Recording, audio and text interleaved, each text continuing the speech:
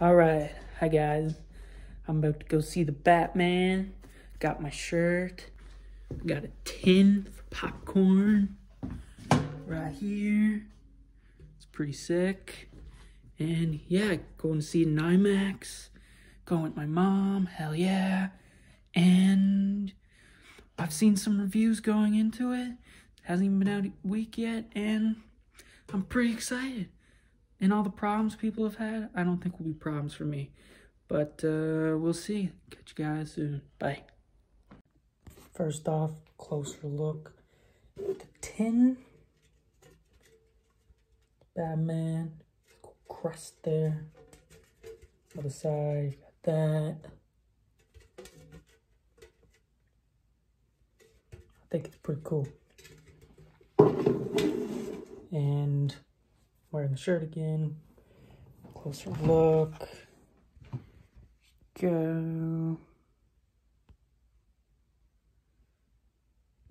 And at the bottom here, it says, I am the shadows and vengeance. It's a really nifty shirt. Alright, the Batman review, non-spoiler, and yeah, let's dive in. This is a review of that beautiful story, in my opinion, told by Matt Reeves, directed and written by. The entire time I was watching the movie, I was glued to the screen and completely blown away and wowed by the beautiful cinematography and the use of lighting, just how it was shot was, and it looks like it was done with mostly practical effects, and that is an accomplishment. Like, that is really well done. It's, yeah, every scene is shot really, really well. Like, there are just moments where, like, that in particular, that's a cool shot. And like, yeah. And so there is some CGI, and it's, you know, okay. You might be able to notice it in a few areas as it could be better, but I didn't really notice it. It really wasn't a problem for me. And yeah, like I said, it's mostly practical effects, and it's really, really well shot. So it's set in Gotham, you know, it's a Batman story, so it's going to be set in Gotham City. And this Gotham City is one that's very lived in. You really feel that. Like, initially you're thrown in to it, and you get this sense that this is just a really horrible place to live. It has such corruption, it has a lot of crime, and let's be real, it's a shithole. It's a shithole. And who's looking out for it? The Batman, and very little else. Like, pretty much no one else. So yeah, let's move on to the characters, and the acting. The acting of each character was spot on and perfect. They did the job they were given to do, and they did it really, really well. And yeah, so the titular character, the Batman, alter ego, Bruce Wayne. Let's be real. His mask is Bruce Wayne, and this is very clear in this movie, as he is the Batman for most of this movie. There are a few scenes of him as Bruce Wayne, and yeah. Another thing that there's very little of is Alfred scenes, and Andy Serkis plays him very well in those scenes. And because of the plot and the story and the necessity of Alfred in this particular story, you understand why he's sidelined, but you do have a small sense of wanting more of that, just because of how used to that type of dynamic from past iterations of the Batman and Alfred. So hopefully we get it in the future. So yeah, the Batman portrayed by Robert Pattinson is very, very emo the entire movie, even when he's Bruce Wayne. He's very quiet. He's watching the acting with his eyes, the subtlety of his eyes. Just watch that when you watch it. If you've watched it already and you did notice that, if you didn't, watch it again and look particularly for that. And let's hope that enhances your viewing experience and your appreciation of Robert Pattinson as an actor and the portrayal of this particular emo Batman that works with this kind of shithole Gotham and story noir detective that they're trying to tell, in my opinion, of course. Then, right, he's year 2 Batman, so he's still trying to figure out things. He's still struggling with demons. Like, we all know his origin story of, with his parents coming out of the theater and getting shot and the pearls falling. And, yeah, so we all know that one. And he's orphaned, and Alfred takes care of him and whatever. Some people might have a problem with how year 2 is, because it might look like, okay, this guy doesn't know what he's doing. And in other films, like the Nolan trilogy, like, he figures stuff out way quicker. Is that maybe more of a critique of the Nolan films? Like, this one's more realistic. Perhaps I think this one does it right by still 2 years in, you're still trying to figure stuff out in a shithole as shitty as Gotham, especially this Gotham. Like, come on, let's be real. Watch it. Let me know what you think.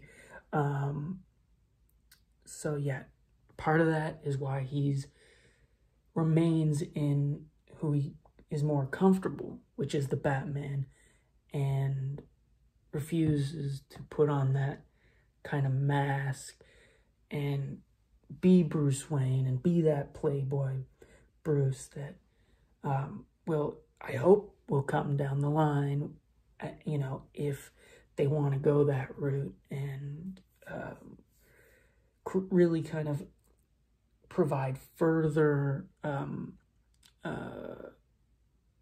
evidence and rationale behind why his current, in this film, portrayal of Bruce Wayne is so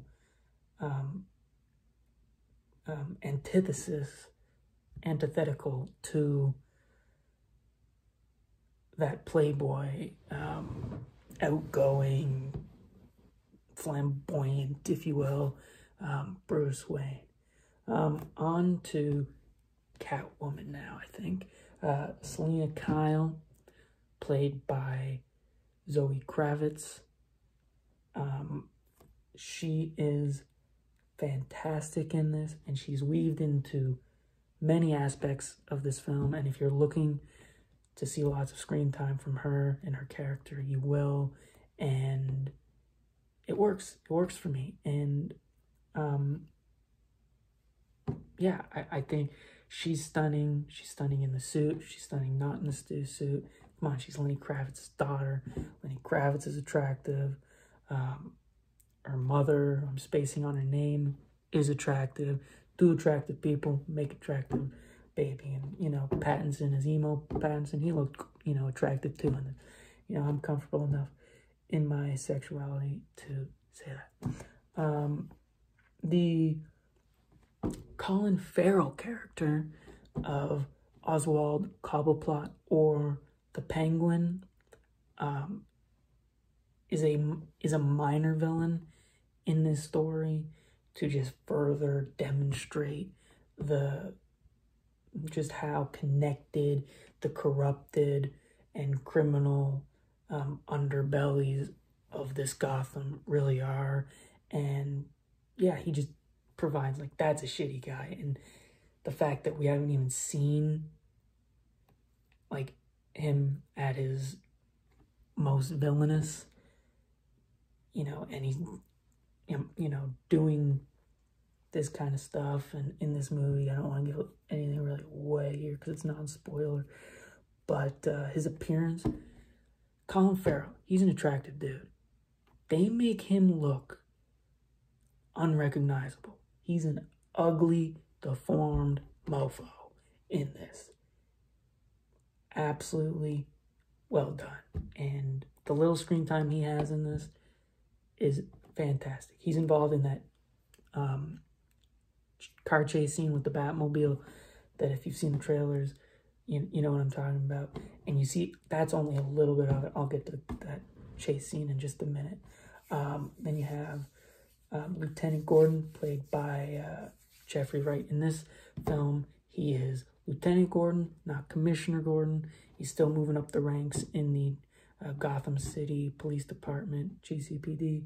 And in this film, he really is an ally and works with Batman in working through the case, the detective elements of the case, and the clues left and the actions done by the Riddler, Paul Dano's Riddler, which I'll get to in a minute.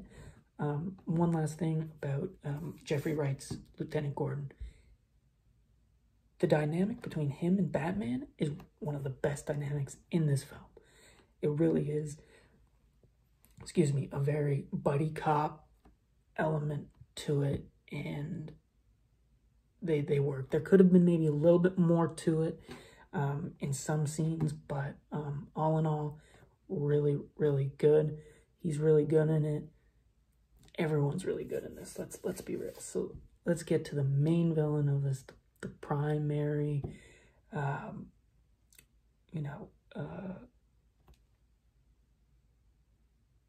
antagonist to our protagonist of the Batman. And that antagonist is Paul Dano's the Riddler, who is made to be this Zodiac, creepy, diabolical, like psychotic mofo. Like,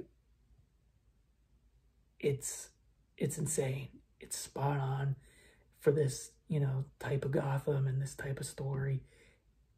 It works. Just wait. Just watch it. And yeah, let me know if you agree and whatnot. And they go into his backstory, and for a 3-hour movie, maybe you didn't need to do it as much, but I appreciated it and I liked it.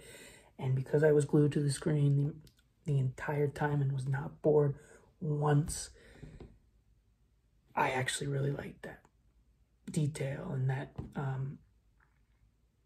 element to the story. And those are just the main characters. The minor characters in this are also really good, and that there is another major character in there that kind of is like a crime boss kind of person that is very important to the plot and the conclusion and all of that, which some people had a problem with the conclusion, which I'll get to in a minute. Did I? We'll see.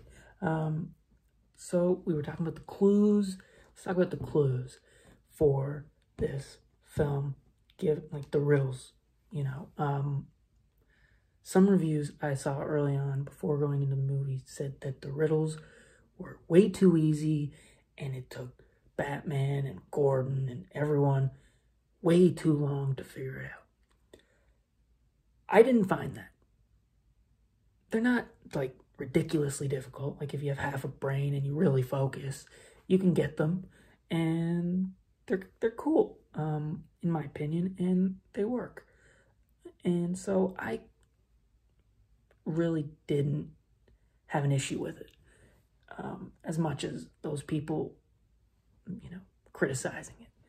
And yeah, and I thought they come together and pay off in the end very well. Every element of this pays off really well. In my opinion, the use of Nirvana, Something in the Way, each time it is spot on. I talked about the score, beautiful soundtrack.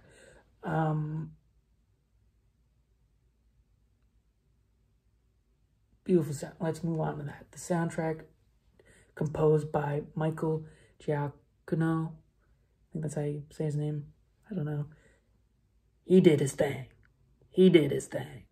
In my opinion, it fits perfectly. It enhances each scene, the tone, the mood, the shittiness of this Gotham. Yeah. The darkness, the noir element to it. Yeah, it's mostly shot at night and there's some rain. It really commits to that noir genre. And it pays off, you know, when you commit to something and you really care about it. And I think this movie did, and Matt Reeves really did. And yeah, and just you'll see. I mean, you'll let me know in the comments. The fighting in this was really fun. There's not as much action in it. It is slow. It is more of a detective film. And so if you're looking for an action-packed movie, you might be disappointed. But let me tell you, the action in this, it's fun. Nothing mind-blowing, but definitely not boring. All right? Something that is the antithesis of boring is that Batmobile chase scene with the Penguin that you in the trailers, if you've seen them, you've seen a little bit of. Let me tell you that this chase scene will be, if you like chase scenes, something you will be enamored by. It's God-tiered. You know, so it really is. It's fantastic. It is. And the accompanying score with that, I mean, with every scene, I think I've said that before, and I'll continue to say this, the way it was shot with mostly practical effects, and if it is done with entirely practical effects and, you know, cars crashing into cars, wow. Fantastic. And yeah, so like I said, it's a 3-hour film, so the length might bother you. It didn't bother me. But yeah, perfectly understandable if it does. 3 hours does ask a lot out of a viewer. So in this 3 hours, all the acts, you have the beginning act, the middle act, and the final third act of the film. How strong were they? The first act, holy crap, it's really strong. The second act, that's also a strong-ass act. And the final act, some people said that it's weak, or it's weaker. Okay, it might be weaker, but it needs to conclude. You know, part of the fun of the beginning 2 acts was the mystery of it all. This was kind of like, all right, we deciphered, or, you know, I don't want to give away too much, but now we're going after the bad guy. You know, with guns blazing, with everything we got, we're going after, you know, trying to stop the master plan. And, you know, you got to have that in this movie. It's an essential element to it. So the mystery, the intrigue of, that's a fucked up clue, that's a fucked up clue. And some of the clues and the riddles and the imagery that you're going to see, it's kind of screwy. And it might be creepy. It might creep a lot of you. So just be warned. And yeah. So like if you're just a casual viewer, yeah, the length might be a problem. Oh yeah, one more thing is that despite it being this really dark noir, it does have humor. So if you're a casual fan, you're like, I don't know if I want a really, really dark, hopeless thing I'm seeing is hopeless all over the internet. People are saying it's hopeless and you just feel dirty after watching it. All right, you feel dirty, but you also, you know, in many areas there is levity, there is humor, and there is elements of hope to it that make it so that, you know, it's not entirely bad. So, and it doesn't leave you completely disgusting. You know, it hands you a bar of soap, let's say. Yeah, so fans of the Batman, depending on how much they're willing to give into this noir, emo version of a Batman story that has very little Bruce Wayne, the Bruce Wayne Alfred dynamic that we're used to seeing compared to the Bruce Wayne playboy out in public, and obviously the Batman, when he's fighting crime out on the streets of Gotham. If you're wanting those three versions of that individual, you might be disappointed, I must say. But yeah, if you like superhero movies, comic book movies, it's not really a superhero movie, it's more of a comic book movie. It's really a detective comic movie about the world's greatest detective, Batman. Is he the greatest detective? No, because it's year 2. So, yeah, and it's very similar to 7 in that detective element way. Who does that element better? That's up to you to decide. And yeah, there's elements of Chinatown, elements of certain horror films in there, just because it does kind of get creepy at times. And there are many other films that I'm forgetting, and in part because I haven't seen. But yeah, overall, I loved it and would see it again. This is only after one viewing, and I really have nothing negative to say. I understand criticisms of it. So yeah, I think if I were to rate it, I would definitely not go lower than a 9 out of 10. And if I'm being perfectly honest, because I've only seen it once and it really did blow me away, I might have to give it like a 9.5 out of 10 or higher. So to me, it's a masterpiece. So if you've seen it, let me know what you thought and whether you have any issues with what I've said, and if you have anything else to add that I missed, yeah, please comment below and comment whether you want a spoiler-filled video, which I will do after a second viewing. So yeah, any other thoughts you have, leave them in the comments. So yeah, so this was a video about this story. That's what we do. We talk stories. I did my part. You do your part in the comments. And yeah, catch you guys soon.